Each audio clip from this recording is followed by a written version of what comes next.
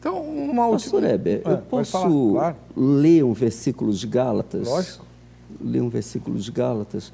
Gálatas 3:10, Gálatas, o livro da graça, a grande defesa da graça do apóstolo Paulo, fala o seguinte: todos aqueles que são das obras da lei, lei com o maiúsculo aqui, ele certamente está se referindo à Torá, estão debaixo da maldição, pois está escrito: maldito todo aquele que não permanecer em todas as coisas que estão escritas no livro da lei para praticá-las.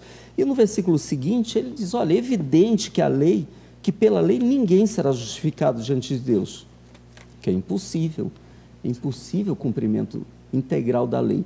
Isso já foi impossível e desnecessário, porque Jesus já cumpriu isso, né? Porque o justo viverá pela fé. Ora, a lei não é baseada na fé, mas o que fizer essas coisas, por elas viverá. Então, Cristo nos resgatou da maldição da lei. Olha que interessante a fala de Paulo. Nos resgatou fazendo-se maldição por nós, pois está escrito: maldito todo aquele que for pendurado no madeiro. E daí, é a grande libertação que Jesus deu, foi a libertação da religiosidade, daquela construção religiosa baseada nesse conjunto de normas, de leis impossíveis de serem executados por qualquer pessoa, né? Então, aí eu tenho uma pergunta que eu acho importante que a gente trate. Pastor Cláudio, a questão é a seguinte, deixa eu ver, está aqui. Isso. Tem um texto de Marcos, o evangelista Marcos, em que a frase é direta assim, eu não lembro a referência. Ele fala assim: e com isso considerou ele puros todos os alimentos. Referindo-se a Jesus. Marcos 7. Marcos 7. Puros todos os alimentos. E aí? Vou responder, mas antes posso pré-responder aqui. Falando, o tema é sangue, não é lei, mas o pastor Cícero citou a lei. E eu queria ler um texto bem interessante, Romanos, que também é o livro da graça, da fé. Romanos e Gálatas foram os livros que deram base para a reforma de Lutero, né? E Romanos 3, 28 diz o seguinte: concluímos, pois, que o homem é justificado pela fé, independentemente das obras da lei. É isso mesmo. A lei não justifica, nunca justificou, porque este não é o papel dela. O papel da lei nunca foi o de justificar o ser humano. E eu costumo usar um exemplo. Posso usar um exemplo aqui? O tempo permite?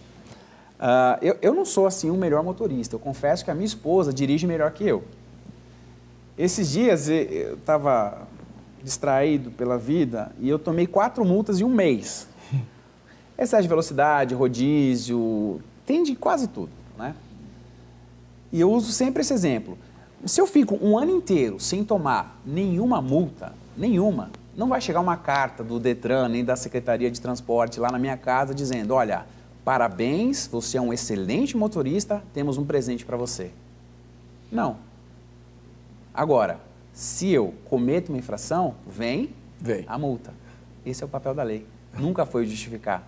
A justificação sempre foi, sempre será, pela graça de Cristo. Agora, a lei tem o seu papel, porque o próprio Paulo, no texto que ele diz, eu vou ler de novo 28, concluímos, pois, que o homem é justificado pela fé, independente das obras da lei. Ele também diz, no verso 31, anulamos, pois, a lei pela fé? Não, de maneira nenhuma, antes confirmamos a lei.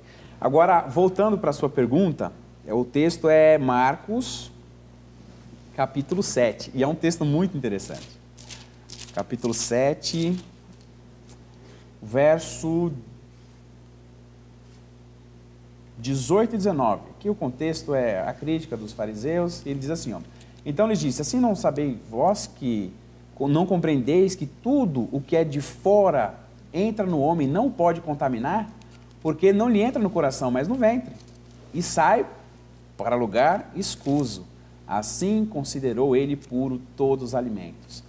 Só que esse texto tem o texto paralelo, evangelhos sinóticos paralelos, que é o texto de Mateus 15. Quando nós olhamos o paralelo, aí ele fica mais claro. É o mesmo texto, vai falar as mesmas palavras e ele vai terminar assim, ó. Não compreendeis que tudo que entra pela boca desce para o ventre e depois é lançado em lugar escuso? Mas olha a continuação.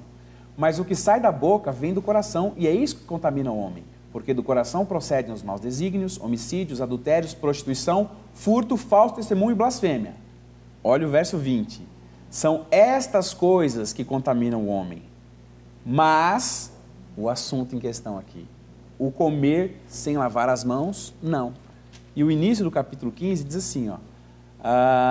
Então vieram de Jerusalém a Jesus alguns fariseus e escribas e perguntaram: por que transgridem os teus discípulos a tradição dos anciãos, pois não lavam a mão quando comem? A discussão aqui não é que tipo de alimento eles estavam comendo, se o alimento é puro, se não é. A discussão é porque eles não lavavam as mãos antes de comer.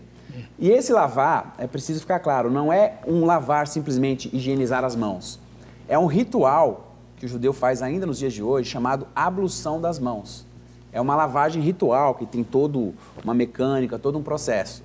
E se ele toca um alimento limpo, lícito, sem antes fazer a ablução das mãos, ele torna aquele alimento impuro.